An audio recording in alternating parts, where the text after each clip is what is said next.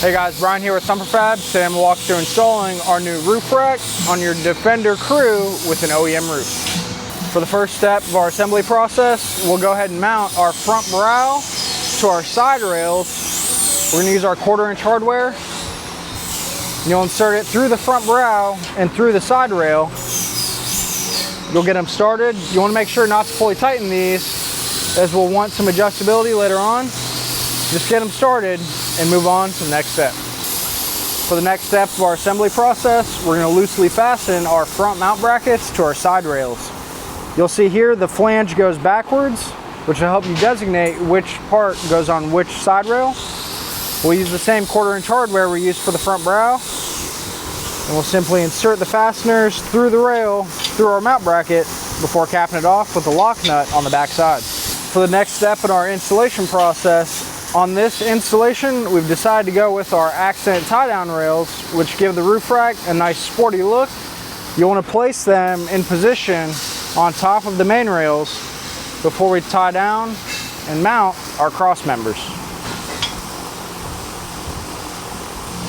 Once you have the accent tie-down rails in position, you can grab one of your cross members and gently set it in place. You may need to adjust the side rails back and forth to get the correct width before starting your fasteners and moving on down the line. With our cross member and our accent tie downs loosely in place, we use our same 1/4-inch hardware to feed through the cross member and through our accent tie down rail before capping it off with a lock nut on the inside. We'll follow the same procedure for all 6 cross members and our 3 pairs of accent tie-down rails before moving on to mounting our middle bracket. As you can see, we went ahead and mounted our second cross member. The process will be repeated for the 3rd, 4th, 5th, and 6th cross members. We'll place our accent tie-downs in position, place our cross member down. On this 4th cross member, we'll go ahead and mount our middle brackets before moving on to the rear, finishing up our mount brackets. Here you can see our middle mount bracket. It shares a fastener with your cross member rails and your accent tie downs. So before you put a bolt in the front side of your cross member, you want to feed your middle mount bracket with the flange facing forward in under the rack. You'll be able to slide the fastener through all 3 pieces of sheet metal before capping it off with a lock nut on the inside. Additionally, you'll have a fastener on the outside of the rail that you'll cap off with our 1/4-inch hardware and our same nylon lock nut. Once you have your middle mount bracket loosely fastened, you can move on to the rear bolt hole in that 4th cross member. You'll repeat the process for the rear 2 cross members and accent tie down. Then we'll move on to our rear mount brackets and get the vehicle ready to mount the rack. With our front 4 cross members in place, you'll install the 5th and the 6th just the same as the front 2. You'll place your accent tie down, if you purchase that option, down on your side rails and rest your cross member in position. We'll get them all fastened up loosely with our 1/4-inch hardware before we move on to our rear mount brackets. With all 6 of our cross members in position, we can move on to mounting our rear mount brackets. These will be designated driver and passenger. You can also tell based on the ridge here that'll match the profile of the rail. On this installation, we're going to mount the bracket on the inside of the roof rack for a cleaner fit.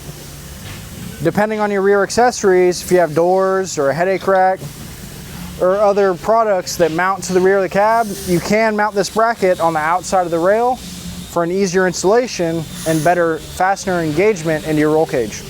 For the next step, we'll go ahead and mount our 40-inch light bar brackets, which we're going to decide to go with on this installation. You'll mount your bracket behind the front brow with the flange facing the inside of the vehicle. We'll use 2 of our button head screws and our 1/4-inch lock nuts to loosely fasten it. You don't want to fully tighten this down until we get the light bar bolted up and in position. Then you can return and tighten everything up. With our light bar brackets loosely mounted to our front brow, we can take the hardware that's provided in our 40-inch light bar box. You'll line up the light bar with our light bar brackets and thread them in. Once you get both sides started, You can set the angle of your light bar and tighten it up with the Allen wrench that's provided in the box. With our light bar mounting bolts tightened up and our light bar angled in a position which we think will be desirable, we can return and tighten up our 1/4" hardware that mounts our light bar brackets to our front brow. For the last step of our assembly process, before we mount the rack to the vehicle, we'll rivet our nameplate onto the rear of the main rails. We'll use our 1/8" rivets that are provided in the hardware kit and our rivet gun. This will give it some nice contrast and a nice clean look once everything's bolted up on the vehicle. For the next step, we'll go ahead and mount our front mount bracket. This will be mounted on the inside of the vehicle, and you'll be able to use the hole in the bracket as a template for where to drill through your roof for our roof rack mounting. This bracket is the same on both driver and passenger side, so you don't have to worry about which side you're bolting up. Here is the fastener location, which will go through the bracket in this position. What you'll want to do is lift the roof up slightly and place the bracket in position before feeding your fastener through the hole and through the bracket, and cap it off with our lock nut on the top side. Once you have your fastener started, you can go ahead and tighten your bracket all the way down using a 7/16 wrench and your 5/32 Allen. You want to make sure this edge is even with the roll cage, making sure the bracket is in the correct position before you tighten everything down, so that when you drill through your roof, the hole will be in the appropriate spot. For our middle mount bracket, you'll remove the bolts on the rear side of your C-pillar using a 16mm socket and a 15mm wrench. We'll replace those bolts, add some spacers, and mount up our middle mount brackets. With our 2 OEM bolts removed, you'll replace them with the M10 hardware found in your hardware kit. You'll slide them through just as you remove the OEM bolts. Once you have both through the roll cage, you'll slide our spacers onto it that are provided in your hardware kit. Once you have the spacers over the bolts, you can take our mount bracket and slide that over the bolts before capping them off with our flange nylon lock nuts. We'll go ahead and tighten this down and get ready to drill through the roof using our brackets as our templates. To get our vehicle prepped to mount the rack on the vehicle, we'll use our T40 and remove these 2 screws that go into the back of the roll cage. We'll set them aside as we'll reuse them for our installation. For the next step, we'll drill through our middle and front brackets using the brackets as a template to be able to mount our rack to.